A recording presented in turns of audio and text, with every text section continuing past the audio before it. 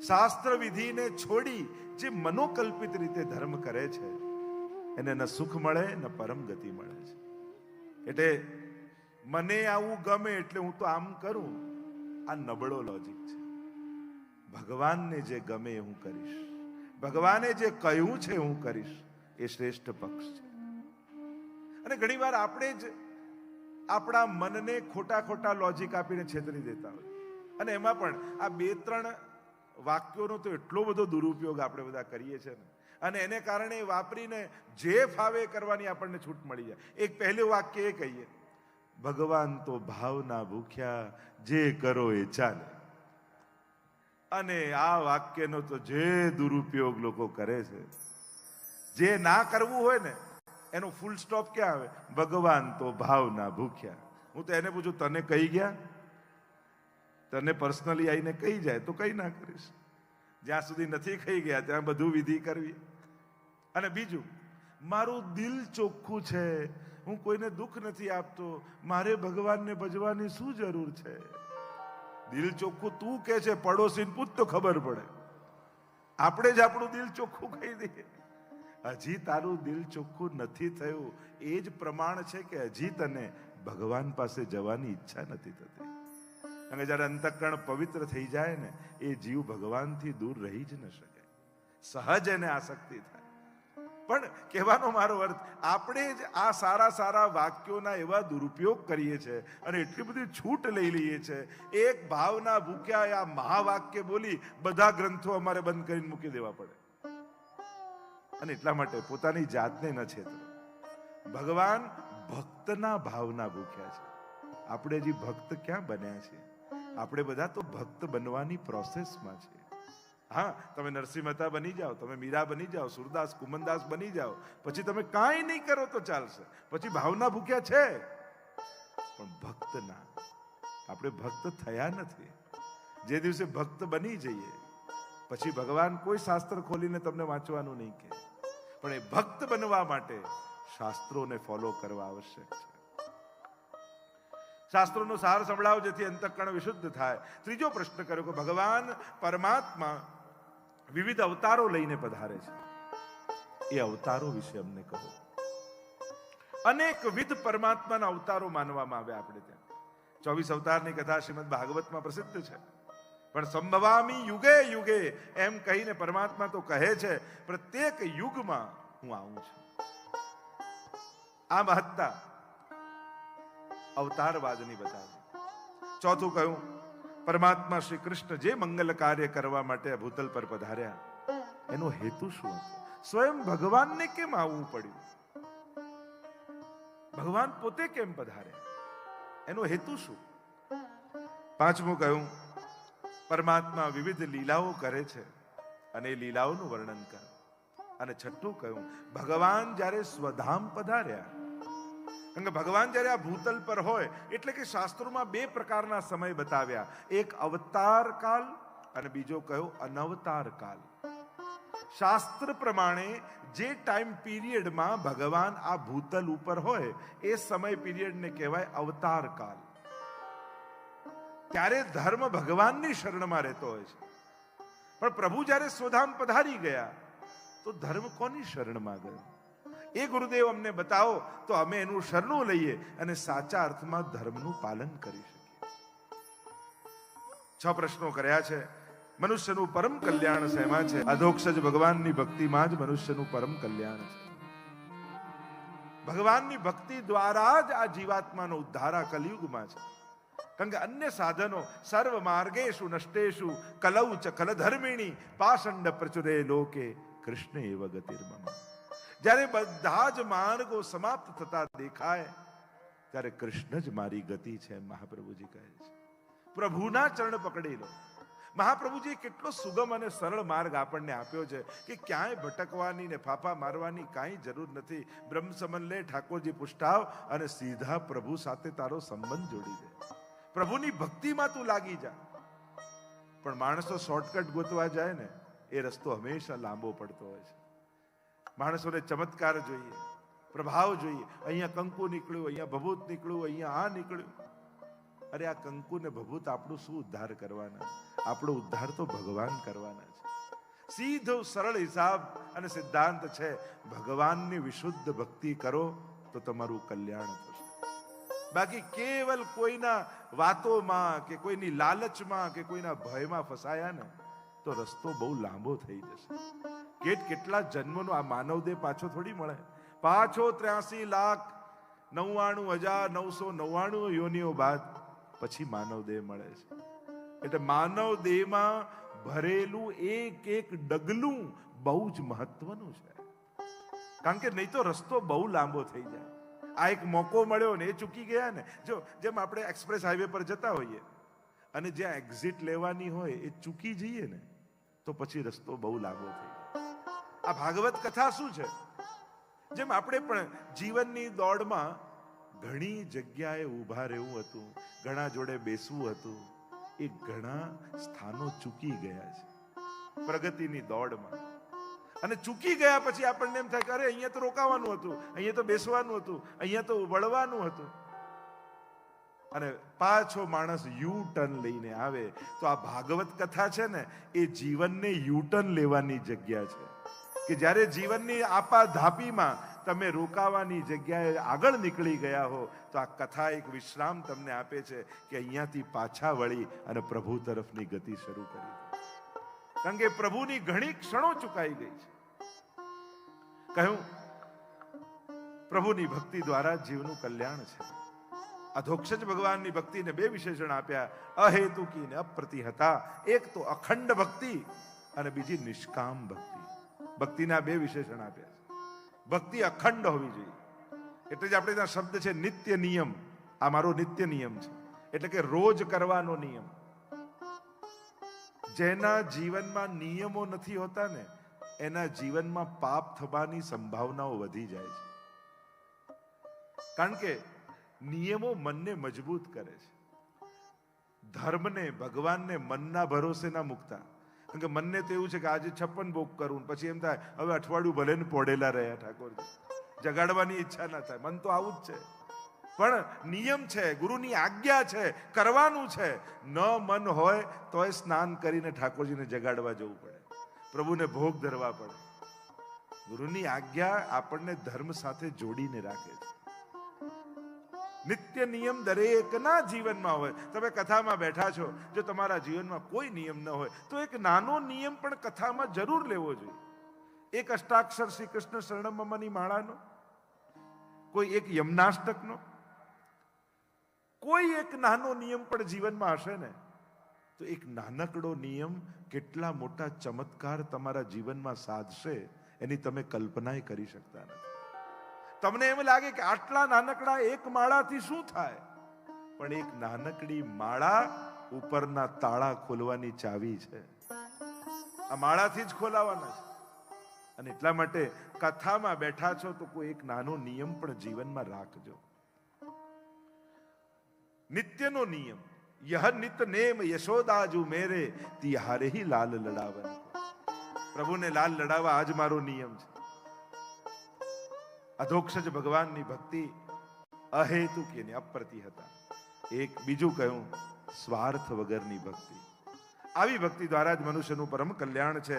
તસ્માદ એકેન મનસા ભગવાન સાત્વતામ પતિ શ્રોતવ્ય કીર્તિતવ્યશ્ચ દેહ પૂજ્યશ્ચ નિત્યદા. એ પ્રભુની ભક્તિ દ્વારા જ આપણું કલ્યાણ જીવનનું થવાનું છે. આમ કહી વિવિધ અવતારો વિશેની કથા કહી, સનત કુમારોથી લઈને કલ્કી સુધીનું વર્ણન કર્યું. પરમાત્માના 24 અવતાર છે એની ચર્ચા કરવામાં આવી.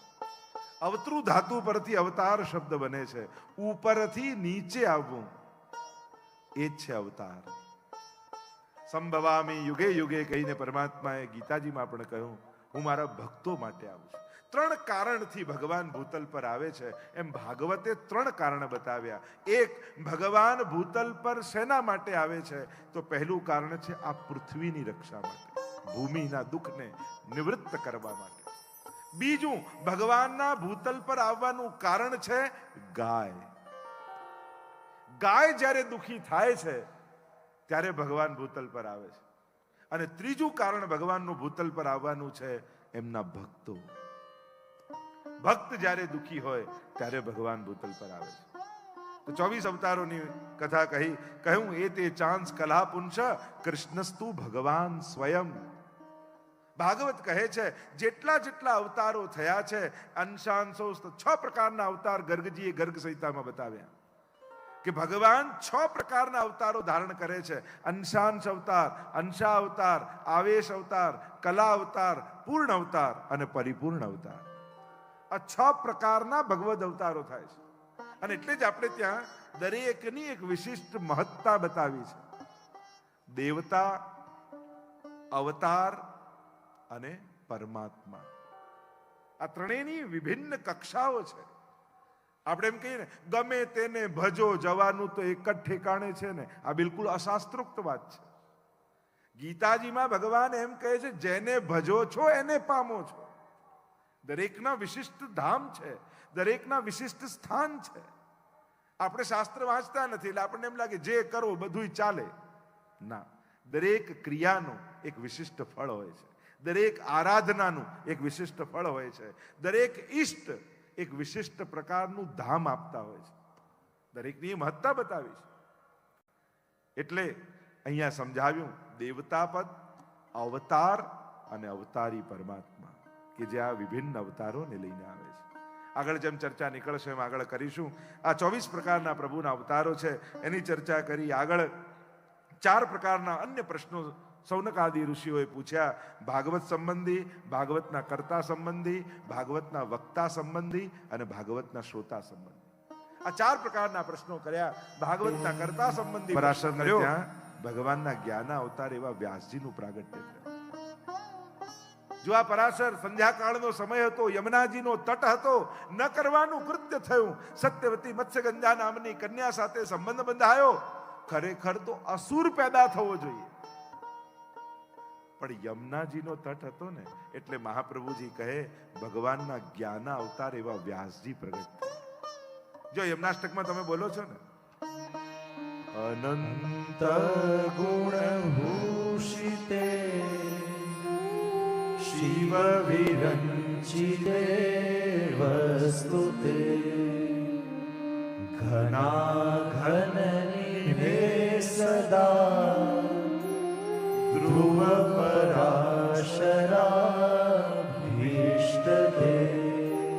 પરાશર અભિષ્ટ દે. ધ્રુવજી અને પરાશરને અભિષ્ટ ફળ આપનારા શ્રી યમુનાજી છે. નહીં તો ન કરવાનું કૃત્ય થયું તો કોઈ અસુર જન્મ લેવો જોઈએ. વ્યાસજીનું પ્રાગટ્ય યમુનાજીનો કાંઠો હતો એટલે યમુનાજીએ કૃપા કરી અને વ્યાસજી જેવું ફળ આપ્યું. યમુનાજીની વચ્ચે દ્વીપ હતો, બેટ હતો, એમાં જન્મ થયો એટલે એમનું નામ પડ્યું દ્વૈપાયન. શ્યામ રંગના હતા એટલે કૃષ્ણ દ્વૈપાયન કહેવાયા. બોર ખાઈને રહેતા એટલે બાદરાયણ કહેવાયા. વેદોના વિસ્તાર કર્યા એટલે વ્યાસ થઈ ગયા, વ્યાસ બન્યા. વ્યાસજીનું પ્રાગટ્ય થયું. 17 પુરાણોની રચના કરી, વેદોના વિસ્તાર કર્યા. મહાભારત જેવો જયગ્રંથ લખ્યો, 1,00,000 શ્લોક, પણ હજુ મનમાં સંતોષ નથી. ખિન્ન મનથી સરસ્વતીના નદીના તટ ઉપર વિરાજમાન છે. મનમાં આનંદ કેમ નથી? આટલા ગ્રંથો રચ્યા છતાંય પ્રસન્નતા કેમ નથી? જેના માટે જન્મ લીધો હોય એ કાર્યમાં જોડાવ ને ત્યારે જ મનને સંતોષ આવતો હોય છે. બાકી દુનિયાભરની સફળતાઓ મળી જાય, પણ આ જીવન અને જન્મ જેના માટે મળ્યો છે એ કાર્યમાં ન લાગો તો આત્મસંતોષ ન મળે. મનમાં થયું કે હજી પ્રસન્નતા કેમ ચિત્તમાં નથી, અને એટલામાં દૂરથી આપણા ઘરે પણ કોઈ વૈષ્ણવ આવે, મહાપુરુષ આવે, સંતો, આચાર્યો, મહાત્માઓ આવે તો હૃદયમાં કેવો આનંદ આવે, કેવી પ્રસન્નતા વ્યાપી જાય. અરે મારા આંગણે આવા ભગવદીય જનો આવ્યા. આયે મેરે નંદ નંદન કે પ્યારે, માલા તિલક મનોહર બાનો, ત્રિભુવન કે ઉજ્યારે. પરમાનંદાસજીના ઘરે જ્યારે સુરદાસ, કુંભનદાસ આ બધા ભગવદીય જનો આવ્યા, એમને જોઈને કેવા પ્રસન્ન થઈ ગયા. 4 મિલે 64 ખિલે, 20 રહે કર જોડ, और हरिजन सो हरिजन मिले तो नाचे 7 करोड़. रुआड़ा रुआड़ा रोमांचित થઈ જાય. નારદજી પધારે. જો આ સિરિયલો ને પિક્ચરો જોઈને આપણે નારદજીના હસીનું પાત્ર બનાવી દીધું. નારદજી તો ભગવાનના અવતાર છે. દરેક શાસ્ત્રોને પુરાણોના કેન્દ્રમાં ક્યાંક ને ક્યાંક નારદજી રહ્યા છે. ભક્તિ માર્ગના આચાર્ય છે નારદજી. ક્યારે પણ કોઈ ધર્મવાળા પોતાના ધર્મ ગ્રંથોમાં રહેલા પાત્રોના મજાક નથી કરતા. આપણે લોકો આપણા જ ધર્મ ગ્રંથોના, આપણા જ ભગવદ અવતારોના મજાક બનાવી દેતા હોય. સાવચેત થવાની જરૂર છે. અરે બીજા ધર્મનું તો કાર્ટૂન બનાવો તોય ક્યાં કેટલું બધું સળગાવી દે, અને આપણે જ આપણા દેવતાઓને ભગવાનની કેવી મજાકો કરતા હોઈએ છીએ. ચેતવાની જરૂર છે. જેને ઈષ્ટ, જેને આરાધ્ય, જેને પોતાનું સર્વસ્વ માનો છો, એની મજાક સંભળાય નહીં, કરાય નહીં. ઘણી વાર ગણપતિ ઉત્સવ હોય તો એમને ડોક્ટર બનાવી દે, કોઈ સાયન્ટિસ્ટ બનાવી દે, કોઈ ક્રિકેટર બનાવી દે. કોઈ પોતાના દેવતાઓની આવી મજાક કરે? એ દેવ છે, પ્રથમ દેવ છે. એના માટે આદર જાણે એવો ભાવ હોય, રિસ્પેક્ટ હોય. એમની ડિગ્નિટી ડાઉન કરવો એ ઠીક નથી. કોઈ પણ દેવી દેવતાને બધા વંદનીય છે, આદરણીય છે. અને ભગવાન કૃષ્ણ માટે તો આપણે જે દુરુપયોગ કરીએ છીએ એમના નામનો. આપણા ઘરમાં સૌથી બગડેલો છોકરો હોય ને કે આ મારો કનૈયો છે. હવે ક્યાં તારો કનૈયો ને ક્યાં કૃષ્ણ? તું સંસ્કાર ના આપી શકે અને કનૈયો ક્યાં બનાવે છે? તમે તમારા ભગવાનને આ સ્તરે જુઓ છો કે જે કાંઈ કામનો નથી, રખડતો હોય ને એકદમ ફરતો રહેતો હોય, એને તમે કનૈયો કહેશો? ચિંતન કરજો. ઘણી વાર ને ઘરમાં કાંઈ ન કરતા હોય, આમનું કામ તો અમારે નરસિંહ મહેતા. ક્યાં નરસિંહ મહેતા ને ક્યાં તારો આ નવરો વ્યક્તિ? તમે કોની જોડે સરખામણી કરો છો એનું તો ક્યારેક ચિંતન કરો. તમારા આરાધ્યો, તમારા જ ઈષ્ટોને તમે કેવી સમાનતા કરીને એમની મહત્તા યા એમની ડિગ્નિટીને કેવી ડાઉન કરો છો? ચિંતન કરજો, વિચાર કરજો. કોઈ ધર્મવાળા ક્યારે પોતાના દેવી દેવતા કે ભગવાન માટે આવા શબ્દો અને આવા પ્રયોગો કરતા નથી. એટલે ચિંતન કરવું જોઈએ સમાજે. મનમાં આદર અને રિસ્પેક્ટનો ભાવ હોવો નિતાંત આવશ્યક છે. નારદજીને એવું હાસ્યનું પાત્ર, બધાને એમાં કોઈ ઝઘડા કરાવતું ને આ અમારા નારદ વેડા કરે છે. પણ નારદજી એના માટે છે, ભક્તિ માર્ગના આચાર્ય છે. નારમ જ્ઞાનમ દદાતી નારદમ, નારમ અજ્ઞાનમ ખંડયતી નારદ. અનેક અનેક અર્થો નારદ શબ્દના કર્યા. જે જ્ઞાનનું દાન કરે નારદ છે, જે અજ્ઞાનનું ખંડન કરે એ નારદ છે. દરેક ભગવાનની લીલાના કેન્દ્રમાં ક્યાંક ને ક્યાંક નારદજી રહ્યા છે. પોતે અપયશ માથે લઈને પણ ભગવાનના કાર્યો સિદ્ધ કર્યા છે. એવી ભક્તિ નારદજીની છે. એટલે ક્યારે પણ હસી મજાકમાં પણ ભગવાન વિશે નબળું બોલવું નહીં. મહાપ્રભુજી 84 વૈષ્ણવની વાર્તામાં પરમાનંદાસજીની વાર્તા આવે છે, અને એમાં એક રાણીની વાર્તા આવે છે કે એક રાણી ગામમાં આવી અને કહેવા લાગી કે હું આટલા મોટા રાજ્યની રાણી, શ્રીનાથજીના દર્શન તો કરું, પણ હું કરું ત્યારે મને કોઈ બીજું ના જોઈએ, અને મારું છત્ર, ચમર, ચાદર આ બધું ઓઢીને શ્રીનાથજીના દર્શન કરું.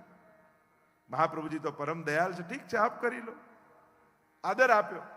પણ આ શ્રીનાથજી બાબા કોઈનું ચલાવી લે? બહાર એટલી ભીડ ઊભી છે ને અંદર સાંકળ બંધ ને એકલા દર્શન કરવા આવ્યા, અને ઠાકોરજીએ બીજું રૂપ ધારણ કર્યું ને સાંકળ ખોલી દીધી. એવી ભીડ ઉમડી કે એકે કપડું ના રહ્યું. અને ત્યારે પરમાનંદાસજી કીર્તન ગાતા હતા, અને ગાતા ગાતા એમ કહ્યું, કોણ યહ ખેલવે કી વાની? પ્રભુ આ રીતે રમાય? ગિરધર લાલ કાહુ કી નહીં રાખત કાની?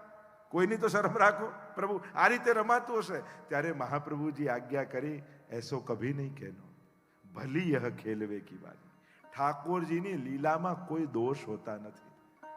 આપણને ન સમજાય યા આપણને મોડું સમજાય એ જુદી વાત છે, પણ ભગવાનની લીલામાં કોઈ દોષ નથી. અને જીવે ક્યારે પણ ઈશ્વરની લીલામાં દોષ દર્શન કરવું નહીં. ગ્રંથ ન સમજાય તો ગ્રંથનો વાંક નથી, આપણો વાંક છે. આપણે ગ્રંથ આ તો કેટલું અઘરું, આપણા તો કામ, એમ કહીને ગ્રંથનો વાંક કાઢીને મૂકી દઈએ. અરે આપણે ભણવાનું છે, આપણે જાણવાનું છે, પ્રયાસ આપણે કરવાનો છે. પ્રભુની લીલામાં દોષ દર્શન નથી. અહીંયા જે ચર્ચા કરી રહ્યા છે, નારદજી પધાર્યા છે, ખિન્ન મનથી બેસેલા વ્યાસજીને જોયા, કહ્યું કે ઉદાસ કેમ છો? વ્યાસજી કહેવા લાગ્યા, આટલા આટલા ગ્રંથોની રચના કરી પણ હજી ચિત્તમાં પ્રસન્નતા નથી. નારદજી કહેવા લાગ્યા, એનું કારણ એક જ છે. આપે ધર્મનું તો વિસ્તારથી આટલા ગ્રંથોમાં વર્ણન કર્યું, પણ ધર્મીનો વિમલ યશ નથી ગાયો. જેમાં વિશુદ્ધ ભક્તિનું વર્ણન હોય એવી ભાગવતની રચના કરો વ્યાસજી. આપના તો હૃદયમાં જ બિરાજે છે. સ્કંદ અને પદ્મ પુરાણ આ બંનેમાં આપે જ તો મહાત્મ્યનું દર્શન કરાવ્યું છે જગતને, અને આપ જ વિસ્મૃત કરી ગયા. જ્યાં સુધી ભાગવતની રચના નહીં કરો ત્યાં સુધી મનમાં પ્રસન્નતા નહીં પ્રગટે.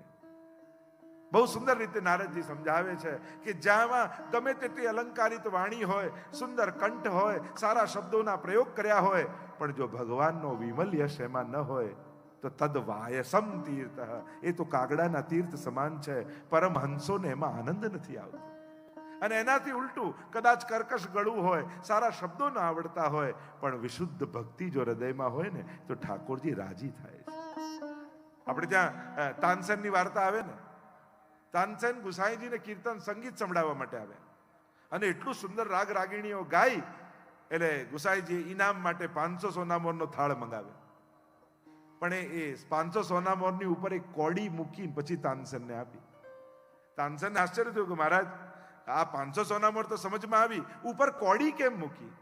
ત્યારે ગુસાઈજીએ કહ્યું કે તાનસેન, તમારું સંગીત સર્વોત્તમ છે અને એનું ઇનામ 500 સોનામોર છે, પણ એમાં ભગવાનના યશનું ગાન નથી, એટલે અમારા માટે તો કોડી બરાબર છે.